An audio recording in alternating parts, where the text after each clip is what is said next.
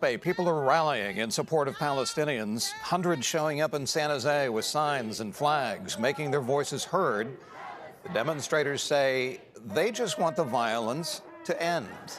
The bombs are not differentiating between civilians and non-civilians. And whatever Israeli claim, the bombs are not separating them. They bomb everywhere. And we don't know, we have a head count, but we don't know how many people are under the rubble. The health ministry says the Palestinian death toll now has risen past 8,000 people. John Ramos picks up our coverage in San Francisco. This was a day for supporters of Israel to speak out. They say they feel very much left alone by the world community to deal with an atrocity that has yet to end. For those on either side of the conflict, where the blame lies seems obvious, but for the rest of the world, it's not so clear. The murders, rapes, and kidnappings committed by Hamas on October 7th were shocking. But then Israel began its siege on Gaza, and after 3 weeks of relentless bombings of civilian areas, public opinion has swung the other way. Much of the world is appalled by the death toll of Palestinian civilians in Israel's pursuit of Hamas, but many in the Jewish community have closed ranks around the only homeland they feel they have. We are united.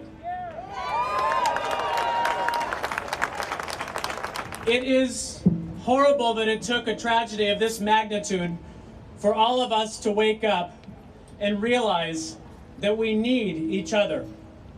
This rally at San Francisco's Yerba Buena Gardens was a gathering of people who feel very alone in their struggle against terrorism. They say the atrocities didn't end on October 7th, not with more than 200 kidnapped men, women, and children being held hostage by Hamas.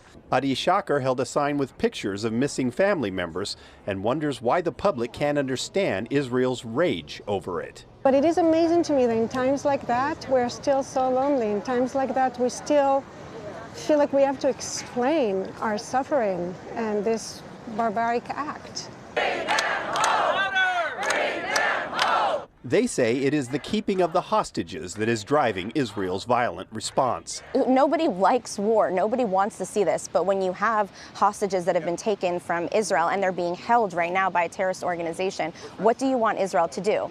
Nobody would ask you, if you had your child was sitting there as a hostage in Gaza by a terrorist organization, you would not be calling for a ceasefire. Well, they're bombing buildings, but not indiscriminately. They're bombing buildings because they know there's people hiding under, and those people are vicious, they're bad people, they're terrorists. They came into Israel, they did what they did, and now we need to seek our revenge. We need to defeat those people. As Israel prepares for a ground assault on Gaza, even those in the American government have questions. On CBS's Face the Nation, National Security Advisor Jake Sullivan told Margaret Brennan that it is up to Israel to control its own military operation. And we will continue to ask the hard questions of them, Margaret, that we would ask of ourselves in a military operation like this. What exactly are the objectives? How are the means matched to the objectives? And how will this evolve over time? We don't want to be in the position of defending or promoting any action that's taken around this. We have no control over it, so it doesn't make a lot of sense for us to engage in it. What I will say is that the Israeli public is united in this not being able to happen again. And so they are looking for their government to restore the confidence of the people that Hamas cannot be able to carry out an attack like this in the future.